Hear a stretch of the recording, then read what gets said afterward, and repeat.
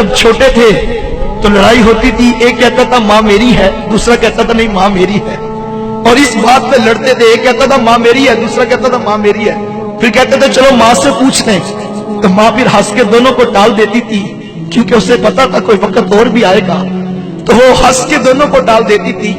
ایک زمانہ تھا لڑائی یہ تھی ماں میری ہے، ماں میری ہے، لیکن پھر وقت وہ آیا جب ماں بوڑھی ہو گئی، تو اب لڑائی اس بات کی ہے کہ ماں تیری ہے، ماں تیری ہے۔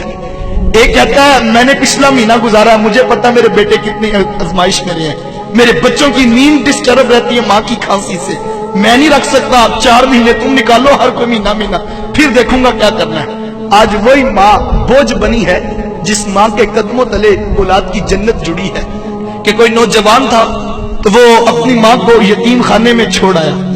یہ آج ہمارے ہاں بھی اولڈ پیپلز ہوم بن گئے کہ جب ماں باپ بوڑھے ہوئے تو تم جا کے ان کو یتیم خانوں میں جمع کروا دو۔ یہ دن بھی ہم نے دیکھنے تھے۔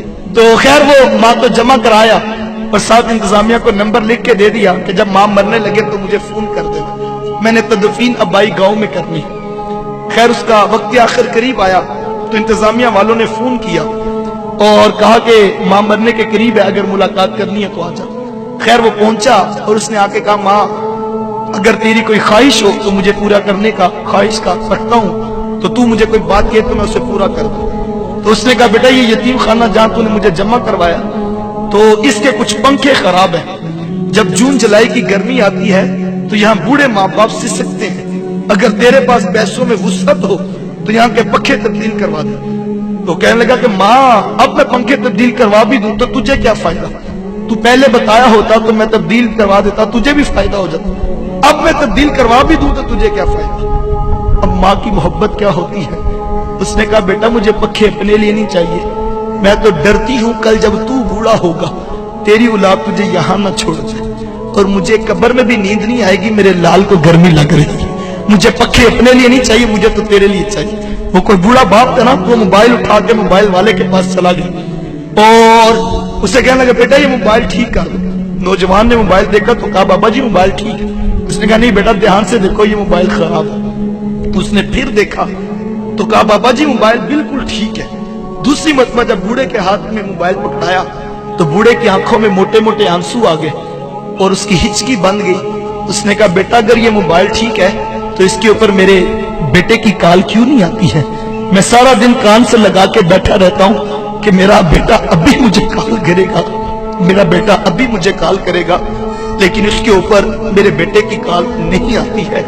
یہ بوڑھے ماں باپ ہیں، مانگنا بری بات ہے، مانگنا نہیں چاہیے، لیکن میں سوچتا ہوں کہ صحیح جب سگنل پہ بریک لگتی ہے، جھکی ہوئی کمر پہ بوڑھا ہاتھ تیرے شیشے کے دروازے کے آگے جب ایسے آتا ہے تو دل میں خیال تو آتا ہے آخر یہ 60 سال کی بھائی ہے، کوئی اس کی بھی اولاد ہوگی، کوئی اس کا بھی بیٹا ہوگا، لیکن یہ آج سڑک پر بیٹھ کر مانگنے پہ مجبور ہے۔ ماں باپ کیا مانگتے ہیں تم سے؟ نماز ختم ہوتی ہے تو سارے لوگ اٹھ کے گھر چلے جاتے ہیں، ایک 60 سال کا بوڑھا مسجد میں بیٹھا رہتا ہے، اس کو اٹھ کے گھر نہیں جاتا، کیوں؟ تو اس کو پتا میری گھر میں کس کو ضرورت ہے، وہ مسجد کے قاری صاحب کے پاس بیٹھ کے وقت گزار لیتا ہے، وہ اپنے بیٹوں کے پاس نہیں جاتا۔ 4 بیٹے بیٹھے ہوں گھر میں کسی بات پہ مشاورت ہو رہی ہو، ہر کوئی آگے بڑھ کے اپنے دل کی رائے دیتا ہے، لیکن ایک بوڑھا باپ ہے جو چپ بیٹھا ہے، وہ نہیں بتاتا اپنے دل کی بات، کیوں؟ اسے پتا میری بات کی کیا حیثیت اور کیا اوقات ہے۔ جب ماں باپ یہ سوچے کہ 2 دن سے ماں سوچ رہی ہے میری دوائی مکی ہے اور میں کس بیٹے کو کس طرح کہوں کہ بیٹا میری دوائی ختم ہے اور میرے جوڑوں میں درد بڑا بڑھ گیا، وہ ماں کہتی بیٹا میں کیا کروں، میں مجبور ہوں کہ میرے سے چلا بھی نہیں جاتا، اور میں لفظ سوچتی ہوں کہ میں تمہیں کیسے کہوں۔ وہ جو باہر بیٹھ کے 2000 کا دوستوں میں ڈنر کر کے آ جاتا ہے، ماں کی دوائی کی خبر لینے کے لیے اس کے پاس نہ وقت ہے نہ اس کے پاس سوچ ہے۔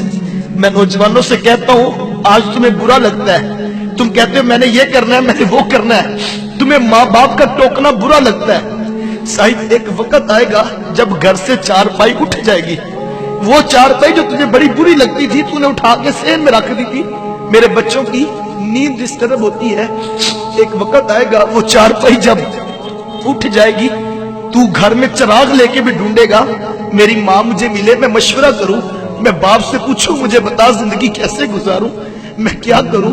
उस वक्त तुझे घर खाने को आएगा, लेकिन उस वक्त का पछताना कोई काम नहीं आएगा। अपने माँ बाप की कदर कर लो।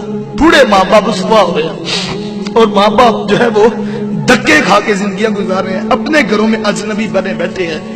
ये वो दुखड़ा है जिसका हम जो है वो अजाला कर सकते हैं। अपनी जन्नत को यतीम खानों में ना जमा कराओ, अपनी जन्नत को दूसरों के ऊपर ना डालो, इस जन्नत की कदर कर लो। सारी जिंदगी अपनी मर्जी से गुजारनी है, सारी जिंदगी पैसे कमाने हैं, लेकिन उस वक्त पैसे भी होंगे। मुझे भी कल एक दोस्त, उसने एक नई गाड़ी ली थी, तो वो कहता है वक्त था कि मेरी माँ बीमार थी और मेरे पास साइकिल भी नहीं थी, और मैं माँ को टांगे पे और गधा गाड़ी पे जो है वो लेकर जो है वो जाता था और दुकान से दवाई लाके देता था डॉक्टर से। अब मैंने गाड़ी भी ले ली है, लेकिन माँ नहीं है मेरे पास तो मैं गाड़ी में बिठा सकूं। साहब नई गाड़ी भी होगी, नया मकान भी होगा, दुनिया की सहूलतें भी होगी, लेकिन लुत्फ उन नेमतों में नहीं आएगा जब माँ बाप पास नहीं होंगे। सब कुछ लुटा दो माँ बाप पे, रब ने बहुत कुछ देना है। जो माँ बाप की कदर करता अल्लाह उसे थोड़ नहीं आने देता। सब कुछ लुटा दो, खुद भूखे रह लो, माँ की दवाई की, माँ के दूध के लिए अखराजात की टेंशन ना लो, सब कुछ लुटा दो उन पे। जिसने माँ बाप की कदर की है उसे दुनिया में किसी चीज की थोड़ नहीं आएगी। आओ अपने बूढ़े वालिदैन की कदर कर लो, अपनी औलादों की कदर कर ले। वो किसी ने बड़ा खूबसूरत जुमला कहा था, उसने कहा कि बेटा जो है वो डॉक्टर बन जाए, इंजीनियर बन जाए, बेटा जज लग जाए, तो माँ बाप सोचते हैं कि अब बेटा बड़ा अफसर हो गया है, इसके साथ बात कैसे करनी है, कहीं हमारी बात से ये नाराज ना हो जाए। लेकिन कहा इसके बरअक्स, अगर बेटा आलिम दीन बन जाए तो फिर बेटा सोचता मैंने बात किस लहजे में करनी है। अगर मेरा लहजा भी ऊंचा हो गया तो अर्श का रहमान नाराज हो जाएगा और मेरा जो है वो खुदा नाराज हो जाएगा। कहा अगर बेटा दीन की राहों पे आ जाए तो फिर बेटा सोचता है कि कहीं मेरा लहजा ऊंचा ना हो जाए। आए अपने वालिदैन की कदर कर ले।